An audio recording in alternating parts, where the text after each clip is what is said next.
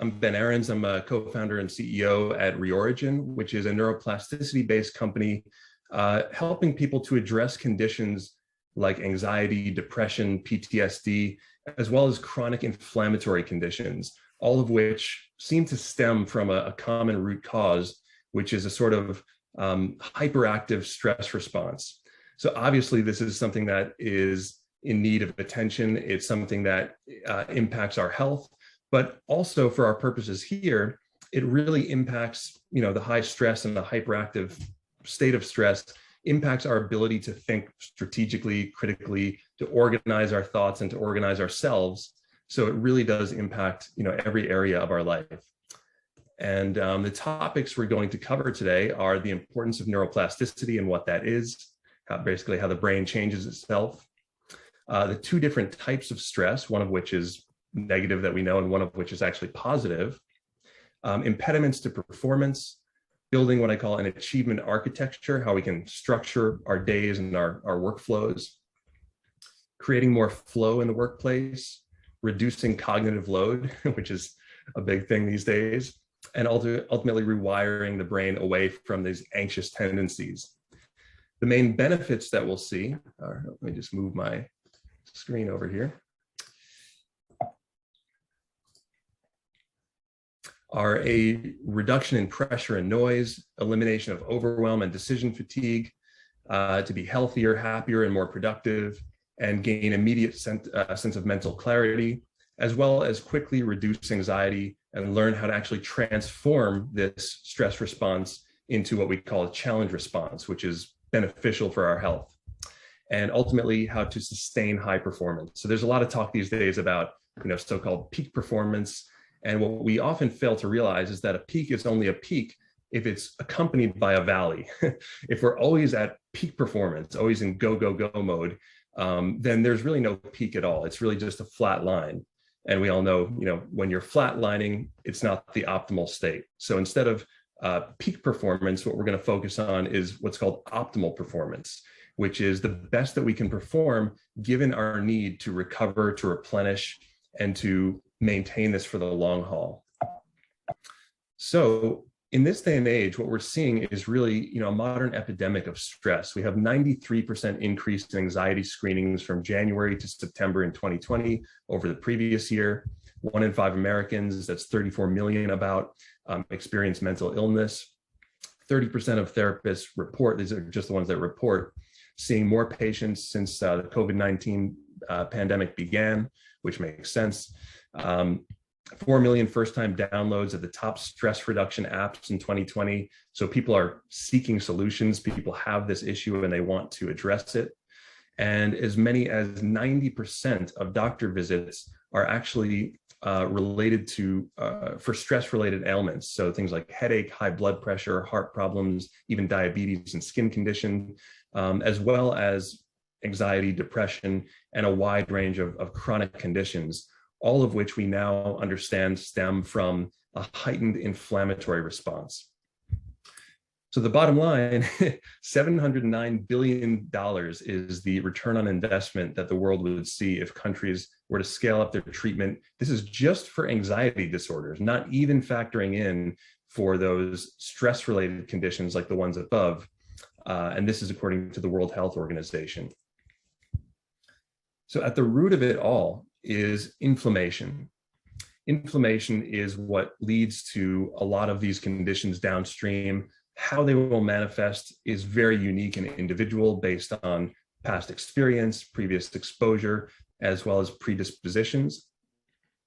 But essentially, the inflammatory response is something that is positive. I want to make that very clear that it's not that the human body is turning on people or it's turning on ourselves here.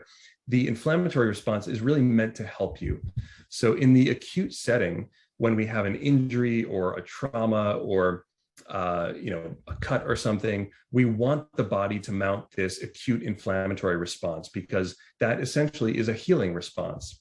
And if anyone's ever had a cut or a bruise or a paper cut on your finger and that wound is now gone, that's just proof positive to you that the body really does heal itself. It's not that we had to make it heal or rearrange the particles or do anything. It's this natural tendency of the body to heal. The challenge is that in this day and age, the brain has a really hard time discerning what is a legitimate threat versus what is not. So by that, I mean, the brain evolved during a time where a life-threatening type of threat was like the classic examples, like being chased by a saber-toothed tiger. And we all know that if you're in immediate danger, this part of the brain called the limbic system becomes active, and it sends us into fight or flight and produces this inflammatory kind of response. And again, in the acute setting, if you are being chased by a tiger, that's great, because we want, increases in adrenaline and cortisol to mobilize the body so we can get out of the way of danger, and then return back to baseline. In this day and age, though, we found that negative news or negative information, or the worry, the rumination, or even anticipation of a negative event, like losing your job or giving a talk or not being able to, make your next paycheck or something like that. So these are things that are certainly, worrisome or unpleasant for sure, but life-threatening, no. The challenge is that the body actually responds as if they are acutely life-threatening. And if we tend to a lot of negative news, it just feeds this cycle in the brain and perpetuates this inflammation. And it's that ongoing chronic inflammation that can downstream lead to these deleterious effects of the body. So the human body is really just like this system of resource allocation, very much like a business. The job of a business owner is to allocate the resources to the right place. And the brain, in its natural setting, if left to its own devices, will allocate all of the body's energetic and chemical resources to reach this point that we all know as homeostasis. It's the place where the body can settle in this natural state. But when we think, or when the subconscious brain thinks that we're perpetually under stress, that we're perpetually under attack because we're getting so much information from the media or news or notifications or whatnot, the brain thinks we're under stress. Now it actually misallocates those resources. So it allocates those resources away from things like long-term healing, like functioning of the immune system, like hormones and chemicals needed for strategic thinking and things like reproduction. And it reallocates those resources toward dealing with what it thinks is the immediate threat.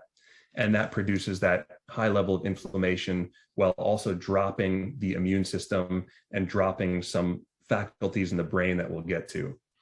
So when I started to learn all this, and I had that experience myself, the mission became quite clear for me, as well as for my company Reorigin. It's really to empower people through the science of neuroplasticity to reclaim their brains and return to their optimal state of health and performance, which I really think are the same thing. It's also to instill a sense of hope and possibility that comes from understanding the basic neurobiology of stress, and through what we call self-directed neuroplasticity. It's basically exercises that you can implement yourself, being able to reestablish coherence, health, and overall homeostasis. I like this quote by Albert Einstein. He said, "It's not about finding the solution, but undoing the basis of the problem." I think that really speaks to our experience today, because if we're left to tend to all of the feeling of sort of ambient emergency that goes on in the brain, all of the notifications, all the incoming email, all the negative news, then we would think that the solution is to fix these problems. But in fact, these problems, when it comes to what's happening on some other part of the world and we're getting news about it, we're not really able to do anything about it. So in the past, when, say 50 or even 100 years ago, the type of news that we received was coming from the same village that we lived in. And if there was a problem, it was likely something that we could actually impact and then solve, and then that level of stress would subside. But in this day and age, we get news because we're tapped into this global internet. We get news from, we hear problems from the other side of the planet, from all walks of life, and they're not things that we can actually attend to. So again, it's not about finding the solution, but undoing the basis of the problem. And what is the problem? It's this over-exacerbation of the stress response. So the key sort of promise that we'll get to is that through science-based neuroplasticity, you can not only reduce stress and its impact, but also undo the cause of what causes that stress to arise in the first place, and effectively return to health and happiness, to what I like to say, feeling like yourself again. So first of all, what is neuroplasticity? Really simply put, neuroplasticity is the brain's natural ability to change its structure and its function. And the classic line here that Donald Hebb came up with, a neuroscientist, is neurons that fire together, wire together. Basically, everything that we do, everything that we're exposed to, changes the brain. And we'll get into a few examples of how this works, but just to give you one sort of funny one I recently heard, that everyone has a Tom Cruise neuron, meaning that when we learn a new face, or when we learn to recognize the pattern of a face with an identity of a person, neurons are actually firing and wiring together so that we can recall and tap into that same network in the future. So now if you see Tom Cruise on screen, you're not going to say, who is that? You know, and the reason that you know is because you have an actual neuron that's dedicated to that face and to every face. So what does this have to do with business and organizations? Well, as I mentioned, organizations are cybernetic systems. A cybernetic system basically just means a system that's comprised of more systems. So it's also, organizations are comprised of human beings, which are also these cybernetic systems. So taking sort of like a systems view of this, we can apply this to both the human organism as well as the business organization. And we'll just do a little side-by-side comparison of what is a healthy system versus an unhealthy system and those key characteristics. So in a healthy system, it's really characterized by the unobstructed flow of energy and information. When the brain is able to send its signals properly to different parts of the body and the body responds accordingly, this is an unobstructed flow of energetic resources and information. An unhealthy system is when there's an obstruction to that flow. Maybe the brain is sending false messages, or maybe those messages aren't getting to the right places. So whereas the first one creates order in the system, the second creates chaos. Another characteristic is coordination, communication, and integration. So having all of the different departments or areas or organs in the case of the body, having them function together. This creates what we know as coherence. An unhealthy system is characterized by communication breakdown, when things become disintegrated, and that we know as incoherence. Healthy system is characterized by this sense of ease and proper function. Things are flowing, and they naturally lead to regeneration and growth, whereas unhealthy system is characterized by dis-ease and dysfunction and lead or trend toward degeneration. Ultimately, a healthy system is characterized by flow, and we all can identify, I think, with the experience of flow. If you've ever lost yourself in a book or an activity and the time has just gone by, it's this effortless state at which we'll get into this a little bit deeper coming up. But this flow state is basically an embodiment of the feeling of what it feels like to be at ease, to be operating in this healthy state. The mind is calm and focused, the body's at ease, and things are actually flowing. And the opposite of flow is stagnation, and that leads to decline. So to give a sort of visual, I always like people to conjure in your mind for a moment here, a flowing river. Imagine you're out in nature and there's this flowing brook.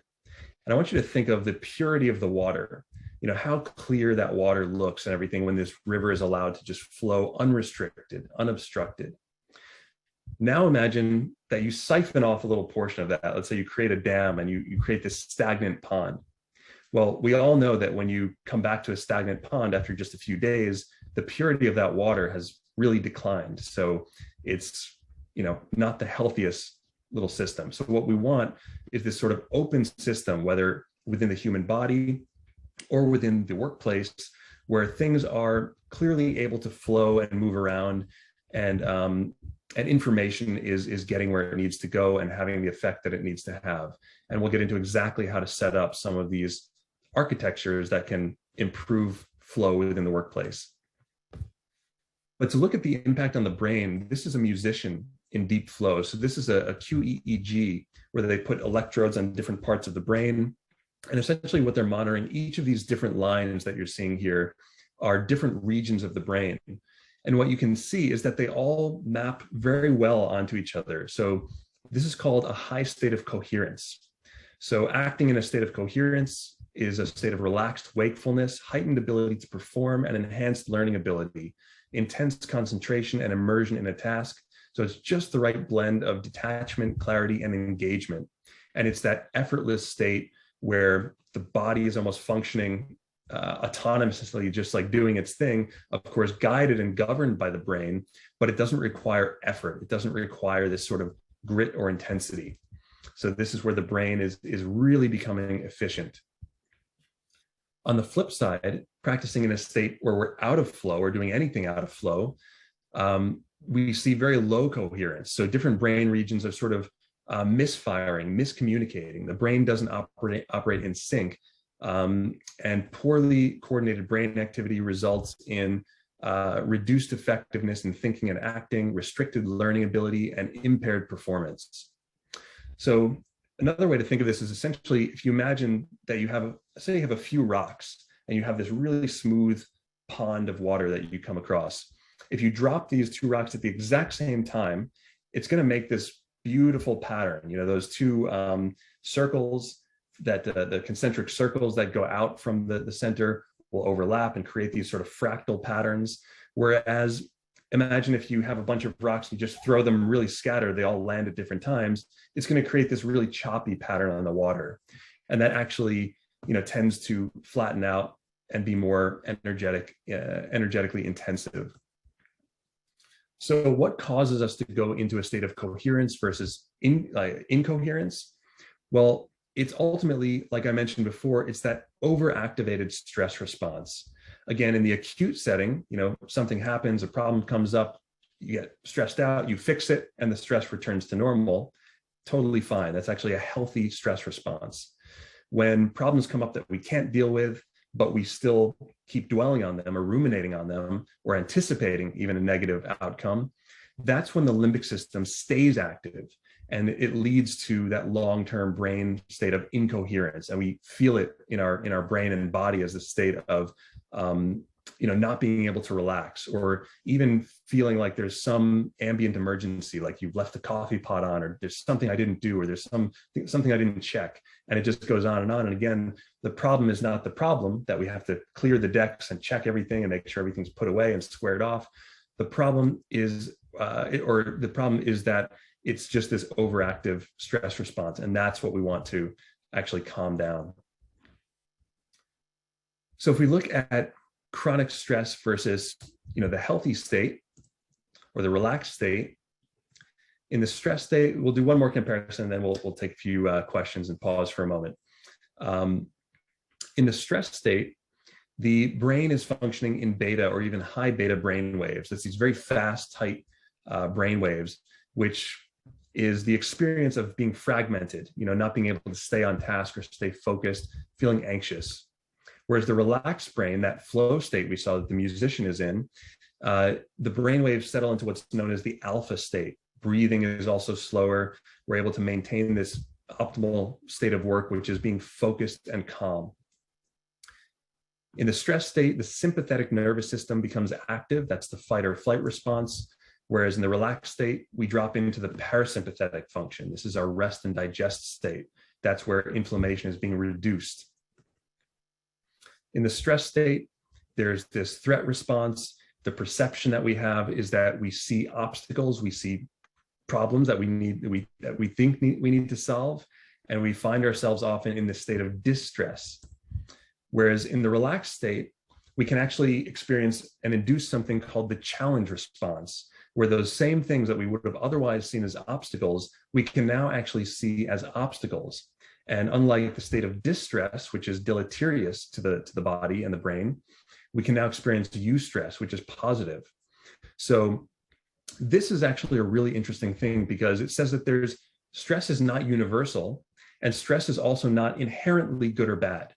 Stress can actually be beneficial if it's framed and used in the right way. So there's these two types of stress, essentially. There's the threat response, which is when the body feels like it's under stress. And then there's the challenge response. So, to give you an example, let's say if you have a big report or something due at the end of the week, if you're stressed out about it, you'll find yourself probably in this threat response, and you'll see, having to put together this paper as an obstacle, as something you have to sort of grit your way through. But it's also possible through something called cognitive reappraisal, or simply reframing the challenge, reframing the event in your mind to a challenge. So if you see it as growth, this is the opportunity to practice something new, to put your skills to the test, to share something out there. Simply by reappraising the threat as a challenge, this actually changes your physiology. Now, you might still experience some of the same things, like increase in heartbeat when you think about it, increase in breath rate, but there are some really subtle and important differences, like the stroke volume of the heart actually changes. And the challenge response is known to be actually beneficial for your health. Your chemical profile changes, whereas the threat response over time is kind of the response that wears you down. So kind of a good analogy to this is like, if you think of ways that you could elevate your heart rate, well, running up a flight of steps will definitely elevate your heart rate. And that's actually positive. It's this short-term, like acute challenge that you give your body, and then your body recovers from it and your heart comes back stronger.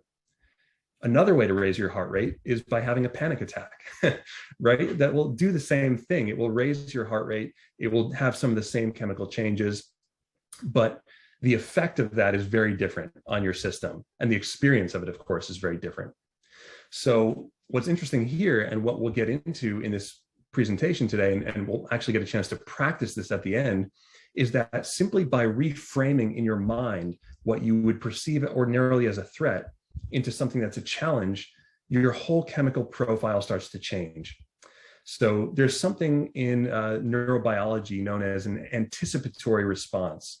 If you think of your favorite food, you're going to start to salivate. This is happening before you even come in contact with that food. Maybe you don't even ever eat that food today or even in the next month, but just by thinking about it now and starting to anticipate it, your biochemistry, your enzymes will start to activate, your body will change to prepare itself to receive that food.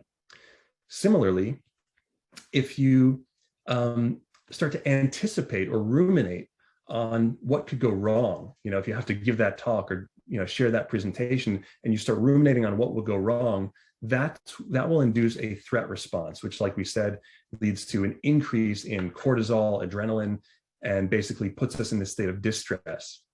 Whereas if you simply change that to see what could go right, and there's a great book actually by the title of What Could Go Right.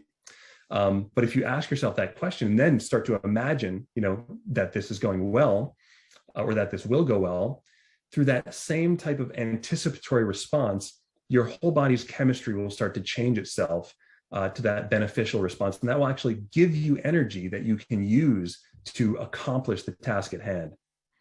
So I think it's very interesting. Bruce Springsteen was once asked if he gets stage fright about to go on stage in front of thousands of people. And he said, no, stage fright, I don't get stage fright. I get, these feelings, these tingly feelings, my heart races, I get these butterflies in my stomach. And the way he described it was stage fright, right? But in his mind, he had reclassified it as not a threat, but a challenge.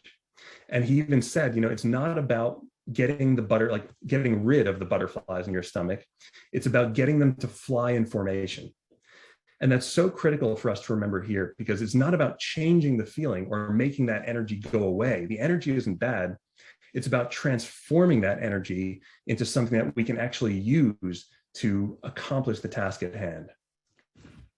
So just to continue this, whereas that stress state is the limbic system becomes dominant, that's the mammalian or the sort of reptilian part of the brain, the relaxed state allows us to access and activate the neocortex, which is that outer wrinkly part of the brain. That's what we call the professor. And that part is responsible for strategic thinking, creative thinking, and allows us to think long-term.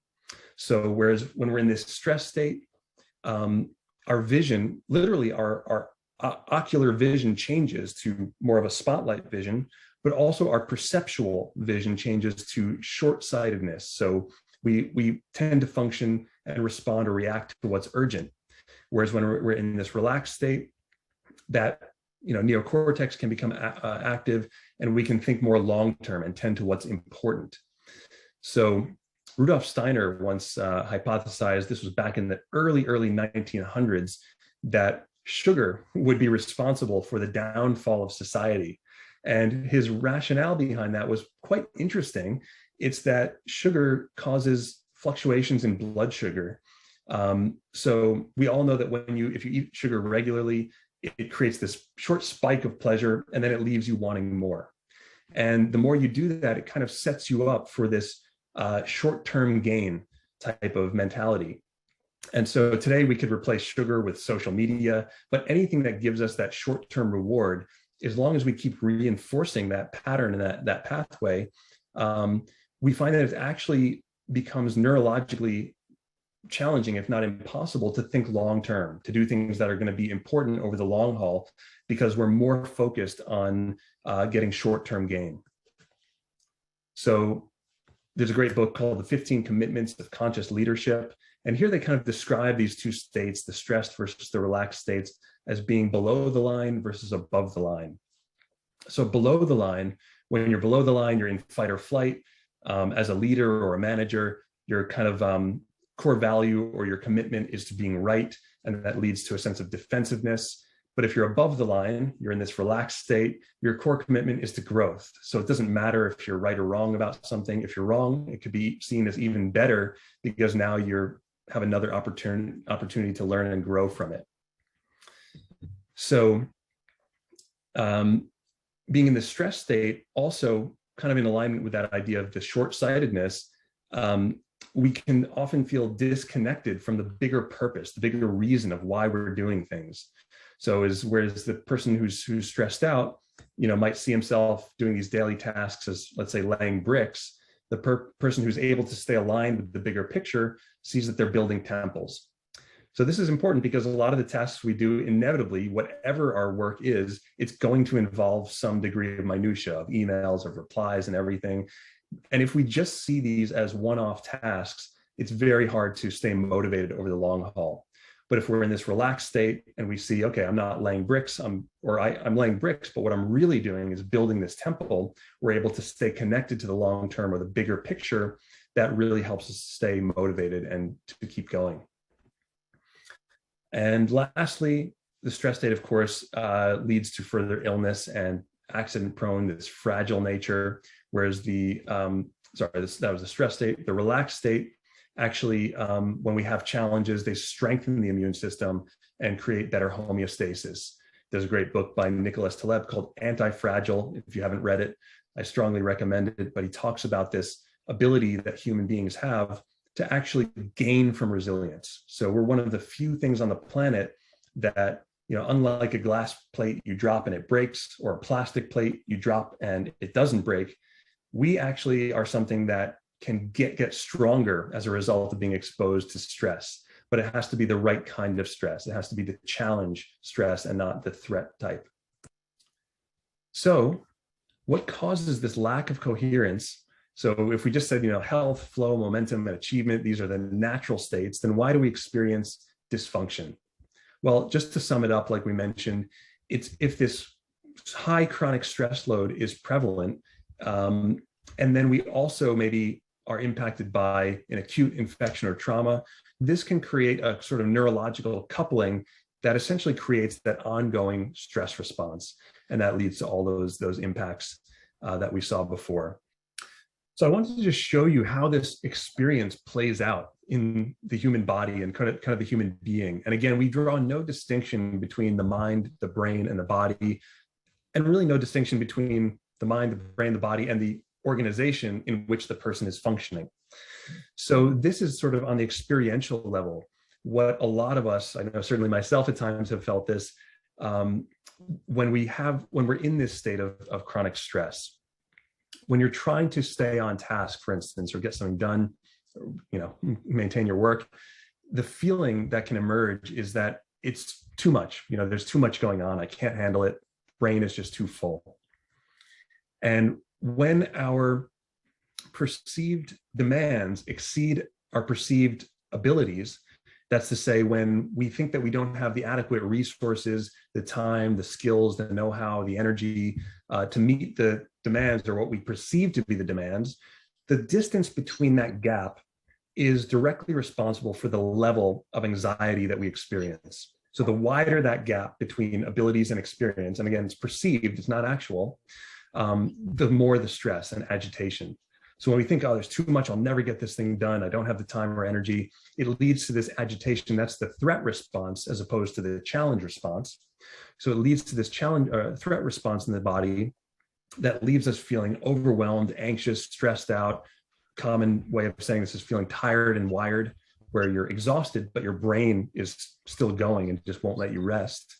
And we become kind of like fearful, keep a fearful eye toward the future. Again, we, instead of anticipating what could go right, we start anticipating what could go wrong. This often leads to this sort of state of peak discomfort.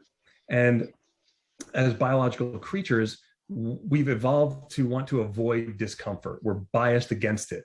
So usually when we experience discomfort that's growing and growing to the point of overwhelm, that's when we tend to do something to distract ourselves from it. So in this case, if it's, let's say, struggling, to stay on task, after a certain point, if the overwhelm is too high, it's just going to cause us to check out. That's when we check Facebook, check social media, do something else, but alleviate ourselves from the task.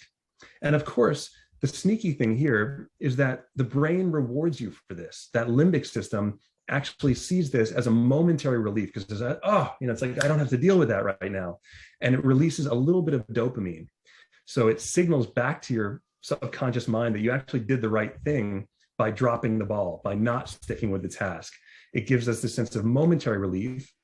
But then, of course, the task is still there. So what starts to creep back in the subconscious mind is that we actually feel less capable because we weren't able to stick with the task.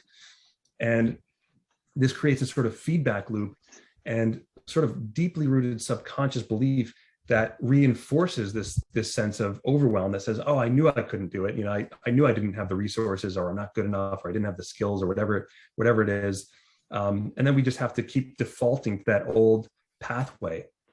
And like we said, in terms of neuroscience or neuroplasticity, the more we do this, the more it reinforces a literal neural pathway, a structural pathway in the brain that says, whenever I become overwhelmed, I have to go check Facebook, or I have to do something else because I'm not capable of sticking with the task. And of course, that isn't true. This is a neurological experience that we are sort of making true by practicing it unwittingly. The more we practice it, the more we actually sensitize ourselves to tasks, so that we're more sensitive to tasks in the future, feeling like we're less capable or have less energy. So obviously we want to change this. So I mentioned a moment ago that one simple way to start to transform this threat response and these neural pathways into the challenge response is simply reframing. So when you feel this sense of it's too much, I don't have the time for this or the energy for this, instead, if we take the other side of the coin, which says, okay, this isn't absolutely true that I have too much. There's another truth, or there's another side, which is that it's also true that, I've got this. Maybe I am fully capable. I can do this. And you start to recall times in the past where you've accomplished something, where you've gotten something done before a deadline, where you've succeeded at something. You conjure these, and it starts to, through that anticipatory response mechanism, align the body's biochemistry with this new reality that you do have the resources. So suddenly that gap between perceived abilities and perceived demands starts to narrow, and that agitation response or stress response kicks over into that challenge response. And even though it is a challenge, we now have the willingness and the acceptance to move forward with it and to maintain a relaxed state while we're doing it. So we can stay calm and composed. Our mental, physical, emotional state is, the breath normalizes, body relaxes, we feel in control.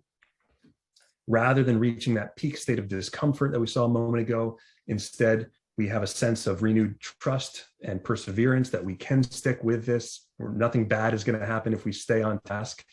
And then rather than having to check social media and scratch that itch, we can employ a conscious strategy. So rather than reacting from the limbic system, we can activate the frontal cortex, that's the professor of the brain, and we can put a strategy to work for how we're going to stay on task and how we're going to calmly accomplish this next step. And when you do that and you realize that you're actually doing it, oh my God, I'm on task. It's almost like, exposure therapy, being thrown into the swimming pool and then learning that you can swim after all. All of a sudden, it changes that belief system to say that now, it's this genuine sense of relief, this new revelation that says, actually, I can do this. There's no need to rush. There's no need to distract myself from it. I'm working my way through it, and I can even enjoy the process. I can enjoy the small act of sitting here, typing, replying to the emails, enjoying the sun coming in through my window. I can tune my attention differently so that it enables me and supports me to get this done and even stay relaxed and enjoying the process. And this actually desensitizes us to bigger tasks in the future. So it builds on that self-confidence and that ability that we know we have to accomplish things. So this obviously creates a positive feedback loop, a virtuous circle, and helps us into that state of flow. So how are we going to get there? How are we going to reliably get ourselves from that first cycle, the vicious cycle, into the virtuous circle? Well, our solution here is really twofold. Number one is to reduce cognitive load. So that's about lowering pressure and noise so we don't find ourselves in that hypervigilant state as readily. And to do that, we're going to learn to set the stage, to create a simple structure for ourselves so that we're not worried about what's coming. We're going to learn to create space for flow to occur. And we're going to learn to align the tasks to the bigger picture. So again, when we're doing these things that are inevitable parts of business, minutia, answering emails, responding to this and that we can still actually stay engaged and even enthusiastic, knowing that we're not just laying bricks, we're actually building that temple. So that's the one approach. It's about reducing the load. The second one is about increasing our stress tolerance or increasing cognitive flexibility. This is really where the neuroplasticity comes into play. But I'll just say everything that we're doing, including you just being here and listening to these words and going through this presentation, all of this is neuroplasticity. All of this is actually already changing the brain. So with this part, we want to learn to actually address the stress response directly, turn it down. That's for something like polyvagal theory, and some of the exercises what we'll do come into play. We want to increase our resilience or stress tolerance. And finally, and perhaps most importantly, we want to learn to transform that stress into a catalyst for growth, into something that we can actually use to propel ourselves forward. So let's start with the first one, reducing cognitive load. So flow is this state we mentioned before that, most readily, like athletes experience this when they call it getting in the zone. But I'm sure anyone's experienced this when they've read a good book or done anything where you've lost track of time. You just find yourself in this state where, you're just kind of going along, you're not even using any effort, and time just flies by. So flow is actually now in the dictionary, and it's defined as the state at which you feel your best and you perform your best. For me, again, like visuals, I like to see it as this. It's just this, effortless alignment where things come into order. Order is produced not through any force or exertion, but just by creating the right conditions for flow to occur. So let's see, how can we create the right conditions to experience more flow? These are common characteristics of flow, or what we call flow triggers. The first one is having clarity of goals and tight feedback loops. So when you have clear goals, you know where you're going, and feedback loops, meaning a way to check, say every week your progress, right? You actually have a feedback, where you are, like how you're actually doing. So what the brain doesn't like is lack of clarity. If we don't know where we're going, then what happens is this region of the brain, or this network in the brain rather, called the default mode network, becomes active. And the default mode network is our kind of daydreaming part of the brain. It's the wandering mind. It's great for abstract thinking or if we need to make abstract connections. But if we need to focus on tasks, we actually want to quiet down the default mode network so that we can focus in on what's directly in front of us. So even just the simple act of setting clear goals and having some feedback loop, that's to say, that can even be, okay, I'm going to check at the end of the day or the end of the week to see whether I'm on course or off course. That can already start to help the brain, get more secure that it has a specific direction and aim. The next one is a high level of concentration on a limited field. So this means basically not going lateral, but focusing on depth over breadth. Whenever we're working, we want to be focusing on one thing at a time. And this activates what's called the executive attention network. So basically our ability to really hone in on one specific thing. We want to eliminate distractions to the extent we can. Before we started this talk, we just talked a little bit about the challenges of working from home and Zoom, and maybe someone shows up at the door. But to the extent we can, we want to try and block time and eliminate distractions. And actually the first one, when you have a clear goal that you're working on, even if distractions come up, this is not about barricading yourself against all possible, things that might happen. It's much more about attention. And the salience network is this region of the brain, or this network in the brain, that allows us to selectively pull out what's important and discern, let's say, the signal from the noise. So one example here would be that if you've ever been to a party where it's loud, everyone is talking, but you're talking with someone, you're having a conversation with someone, your brain can actually filter out, thankfully, all of the other noise in that room so that you can hear just what the person is saying, or so that you can, understand what the person is saying. Your ears are still hearing, your ears are still taking in all of that ambient noise, but your brain is now able to zone in on this. So even if there are distractions, even if people come to the door, even if different things happen, if you have that clear direction, that's number one, and the high level of concentration, the salience network will become activated and help your brain, help your mind to really filter out anything that's not on task in this moment.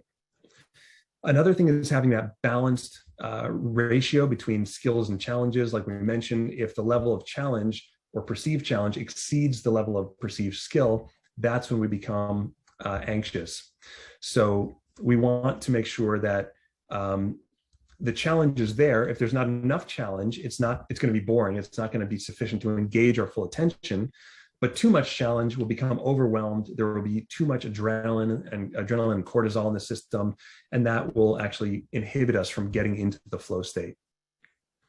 Also, autonomy, having the feeling of control or security, so that we are able to, kind of determine to some extent what we're working on, when we're working on it, is helpful. And finally, the autotelic quality of the flow experience. This is to say, an IROI stands for immediate return on investment. This is to say, doing the work for its own sake. So I remember when I first got back into full-time work, oh man, it was so hard. I'd been, dealing with this illness for a long time, and I was not used to staying on task and everything. I remember it being so challenging to sit at the keyboard and to type and to respond to emails. Even writing an email was like a real challenge. And I noticed that I would kind of tense up my body and create all of this extra stress and tension around it. But when I started to pay attention to the experience itself, as opposed to the pressure of what I thought I had to accomplish, and started to say, okay, maybe I'm going to use this to practice my typing. Every email is another opportunity to practice my typing, to practice staying relaxed while still getting things done, and to developing these, pretty valuable skills. All of a sudden, what I noticed was that I actually started to enjoy the process of writing emails or doing any of this stuff that would otherwise be mundane. It can actually be quite enjoyable. I mean, these computers are pretty amazing if you think about it. So if you just get into the experience of what you're doing, instead of over intellectualizing it, then the experience itself can be quite rewarding. And they've actually found, there's a great documentary called Happy, where they travel the world looking for the happiest people and the happiest cultures. And they found that the happiest people across the board, regardless of age, gender, or culture, were the ones that had the highest amounts of flow in their daily work. And the happiest people that they found were actually line workers, chefs, people who work in the kitchen, who are just like, knowing what they're doing. They're sort of going in this autotelic zone where it just feels good. They're functioning well. It's like conducting a symphony. Oh, and conductors, I think, were another one. But they have these high degrees of flow. So let's see now, like, what are some of the common blocks or inhibitions to flow? Number one is multitasking. Multitasking, we now know it's not, I see you shaking your head there. It's actually, there's no such thing as multitasking. It's actually task switching. And every time we switch between tasks, because your brain can't actually bilocate and focus on two different things at the same time, there's some energy and cognitive resources that are lost in the switch.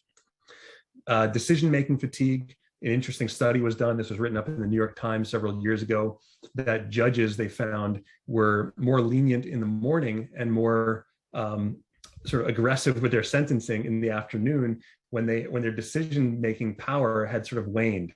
Then after lunch, when they ate and regenerated some of that, some of the neurochemicals involved in decision-making, then they were actually more lenient with their sentences again, because maybe they were more considerate with their decision-making. So obviously this is a bad thing. And if this is happening with judges in the legal system, imagine the impact of decision-making that it has on our own, decisions when we get to work and whatnot. And this is the reason why, there's legitimacy behind Steve Jobs wearing the same clothing every day of his life, because he wanted to preserve as much of his decision-making juice for what he found to be or what was most important to him. So this is where just setting up little structures, routines, and things can help us to offload some of those minute decisions and preserve that that faculty for the important ones. Another one we kind of mentioned already is lacking clarity surrounding the outcome or how we're going to get there. If we don't know where we're going, it's very hard to get focused and into the zone. Just general high cognitive load, having a lot on your mind, can lead to that state of overwhelm and inhibit us from getting into flow. Of course, inadequate recovery is a big one. And this is something we talk about a lot in Reorigin, since it's really all oriented toward recovery. And there's passive recovery, like sleep, which we all know. And there's also things that you can do like active recovery, which are certain forms of breathing or meditation or mood elevation. Even going for a walk in nature is a great form of active recovery, as it gets us, gives us distance from this cognitive load and gets us more into this present moment.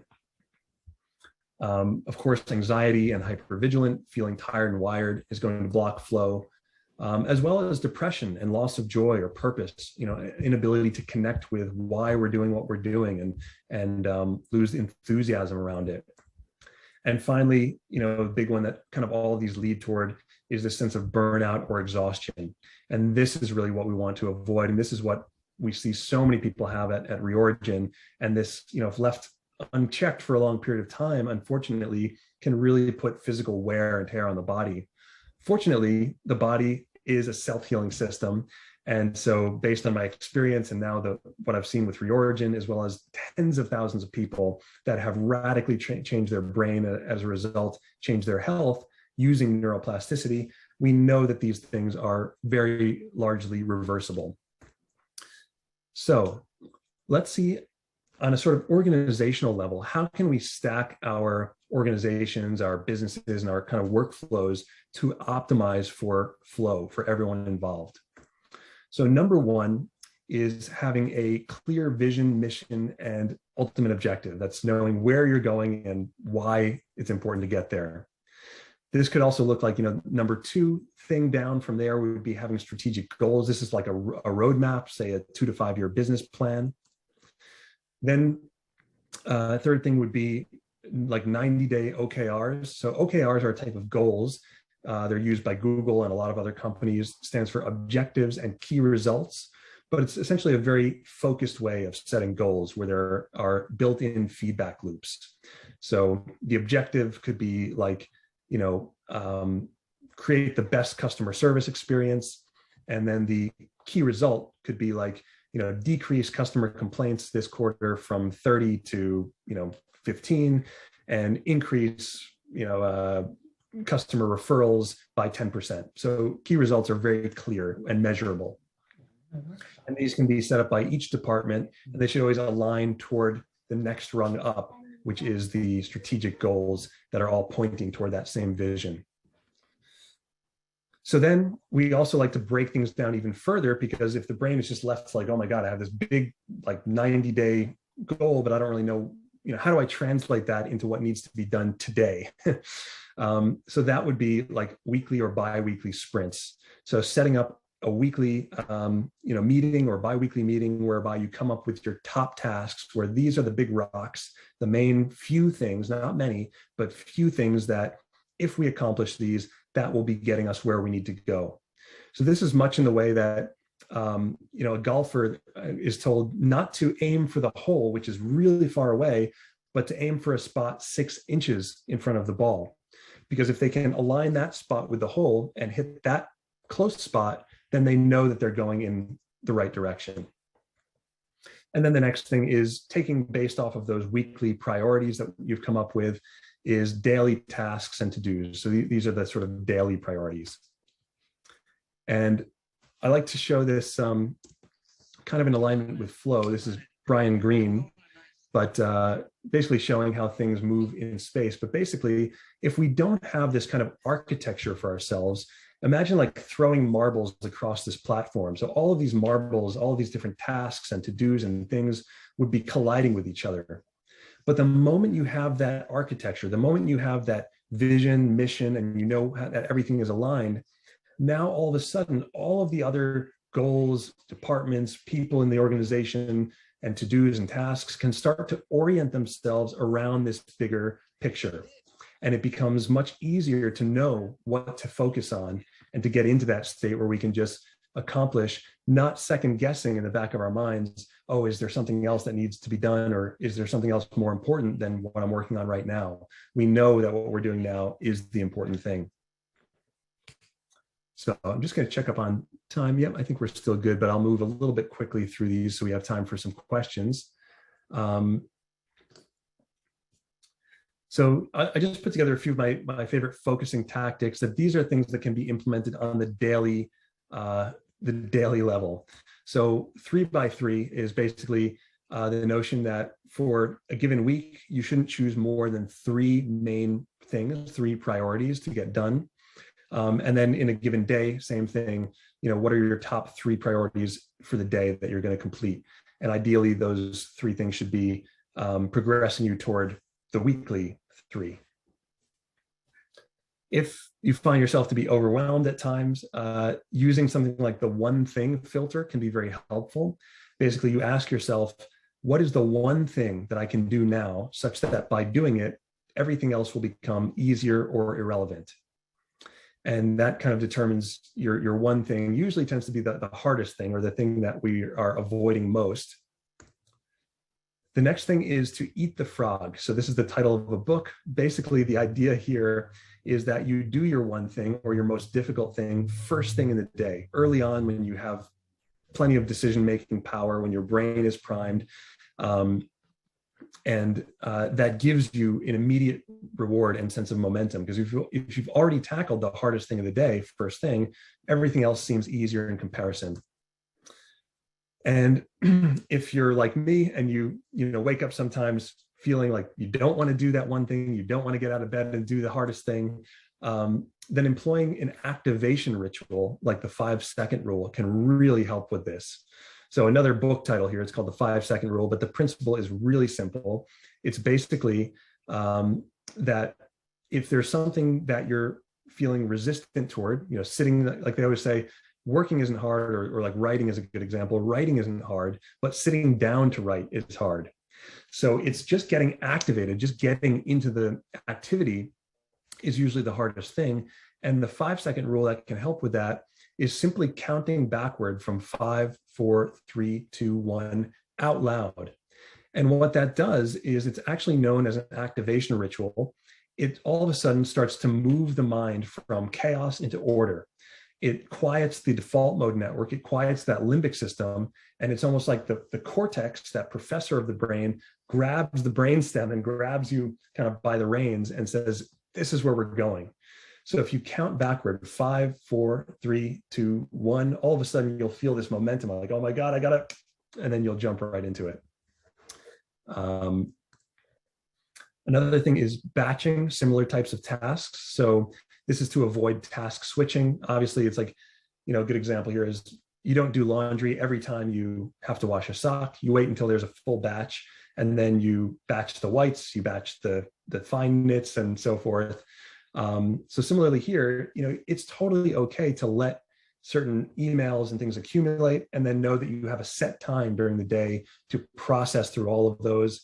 Or if you have tasks or something, or to-dos building up, let them build to a certain point and then deal with them in a set time, so that we're not constantly playing whack-a-mole and operating in this reactive state. Time blocking goes hand in hand with batching. That's simply blocking off certain times on your calendar or throughout your day where you're going to tackle these. So let's say if I know that from 4 to 5 p.m., I'm going to go through my inbox and answer all the important emails, then I don't have to, it reduces that cognitive load, that I don't have to keep that in mind, when things come out throughout the day, because I already have a time and a place for that. Clear, tight deadlines. There's something called the vacation effect. If you've ever gone on vacation and had to take, let's say like Thursday and Friday off from work, miraculously, what you probably found is that you still got all your work done just by doing, Monday through Wednesday. So sometimes counterintuitively, if we make a tighter deadline on ourselves, it will also help to focus us and to accomplish, more efficiently, and to be more efficient with our use of energy. Something called Parkinson's law says that any task will swell up to take up the space that you allow for it. So if you're in college and you have 2 weeks to write a term paper, it will take you 2 weeks to write the paper. If you have 2 days to write the term paper, you'll get it done in 2 days.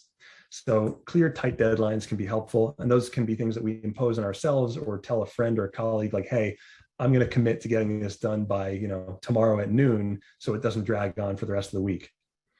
Then, for the neuroscience here, the science of small wins is something that really helps. I don't know if anyone's familiar with the Pomodoro technique, but this is basically sort of gamifying your work experience and making it winnable. So the brain really likes, it likes to win. It likes when we get things done and we get that hit of dopamine. This is why the military trains people so diligently about making their bed in the morning.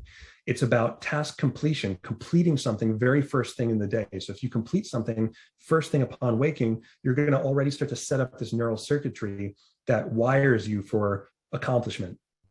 So the Pomodoro technique is basically focusing on the process as opposed to the outcome. So if you have, let's say, a large task, like, writing some big report, rather than, a lot of times these things might require more research and exceed the scope that we initially thought. So rather than making the goal, okay, I'm going to sit down until this thing is finished, you make the goal, I'm going to sit down for 25 minutes and work in a focused way on this task and only this task. And when the 25 minutes is up, my timer goes off. I'm going to, reward myself by getting up and taking a break, or checking Facebook, or doing that rewarding thing, but I'm going to do it deliberately instead of doing it involuntarily because I couldn't stay on task. And then by working in these short sprints, these short cycles of, say, 25 minutes on, 5 minutes off, you're giving yourself and your brain that perpetual feeling of reward and accomplishment. And slowly, step by step, you are actually achieving that bigger goal. And then the last bit is just stretching our ability to focus through something called incremental training, which is basically we can practice by, whenever you say you're going to do something, do a little bit better than you think you can, and doing a little bit more than you think you can. And this helps to increase our willpower and ability to stay on task.